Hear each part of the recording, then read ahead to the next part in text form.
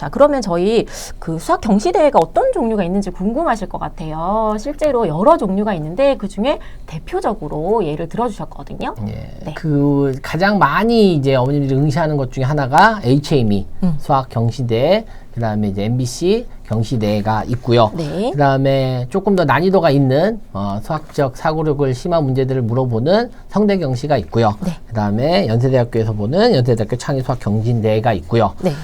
그다음에 서울교육대학교에서 보는 초등수학 창의 사고력 경시대가 있고요. 네.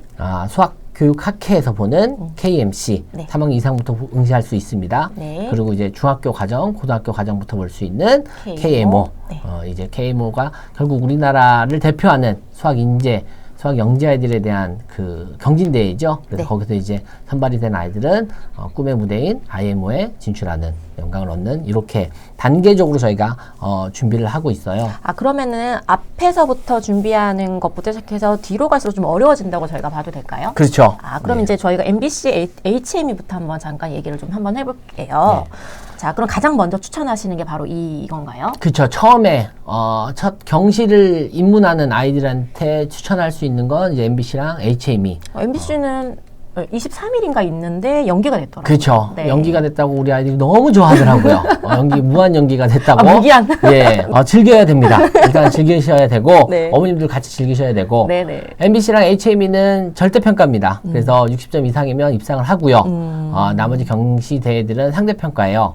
그런데 아이들 입장에서는 성대 경시에 입상을 하나, HM에 입상을 하나, 똑같이 본인은 수학 경시에 입상을 한 거예요. 그래서 자신감 획득에서는 그렇죠. 예, 첫 발을 뛸 때는 MBC랑 HME에 대한 부분이 가장 좋고요. 네. 그래서 거기를 통해서 경험을 쌓고 심화 사고력을 물어보는 이제 성대 경시 네. 가장 역사가 깊죠. 네, 일요일 날 네. 시험 다 보셨나요? 우리 아이들 어떻게 잘 봤나요? 네. 보신 어머님들 계신가요? 네, 있으실 것 같은데 꽤 많이 있으실 것 같아요. 이번 커트라인, 항상 커트라인이 궁금하시죠? 네, 커트라인 항상 궁금하신데, 네. 예, 아마 예상컨대 조금 전년도보다는 올라가지 않을까. 이번에는 많이 점수가 올라갔다고 들었어요. 예, 그렇죠. 엄청 열심히 했나 봐요, 집에서. 아마 코로나 때문에 많이 그랬던 시키신 것 것 같아요. 같기도 네, 하고, 네. 예, 아이들한테 결과보다는 그걸 같이 준비하면서 즐겁게 한 문제 한 문제 풀어가는 희열을 맛보는 그런 시간을 가지셨으면 좋겠습니다. 특히 이 성대경시가 제 이름이 이제 바뀌어서 이제 이름이 바뀌었잖아요. 그쵸. 그런데 역사가 워낙 깊잖아요. 그렇죠. 39회니까 20년이 된 거죠. 20년. 예, 네, 20년이 그러면은 됐고. 예를 들어서 지금 저희 방송 시청해주신 우리 엄마쌤들이요, 최상위 수학을 많이 풀리시거든요. 네. 그럼 거기에서 하이 레벨 정도를 무난하게 잘 풀 수 있는 친구라면 도전해봐도 될까요? 그렇죠. 그 정도면 도전 한번 해보시고 이 정도의 성적이다라고 볼 수 있고요. 또 영역별로 분석표가 나오니까 거기에 따라서 부족한 부분은 더 채워갈 수 있는 방향에 대한 부분도 판단하실 수 있으실 겁니다. 맞습니다. 이름만 네. 바뀌었을 뿐이지 뭐 난이도의 난이도를- 차이가 있나요?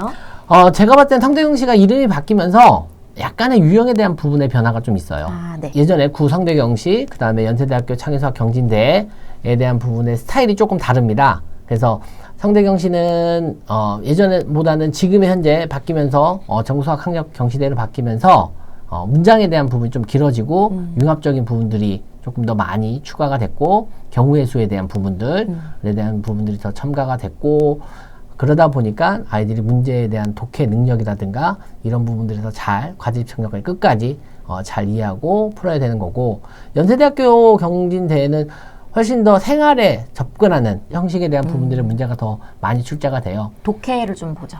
그렇죠. 네. 그래서 경시대를 보면서 어떤 아이는 성대경시가 더 재밌다고 하는 아이도 있고요. 네. 어떤 아이는 연대경시대가 더 재밌다라고 얘기하는 경우도 있습니다. 그래서 네. 다음 경시대가 이제 서울교육대학교 경시대인데요. 네. 올해는 코로나 때문에 실시되지 않았는데 서울교육대학교 경시대는 아무래도 우리나라의 국공립대학교인 서울교대에서 주최하는 거다 직접, 보니까 네. 예. 고사장도 그쪽으로 가야 되는 거죠. 그렇죠. 다른 경시대에는 전국에 이제 지정고사장이 있는데 서울교대는 서초동에 있는 서울교대로 가서 봐야 되고요.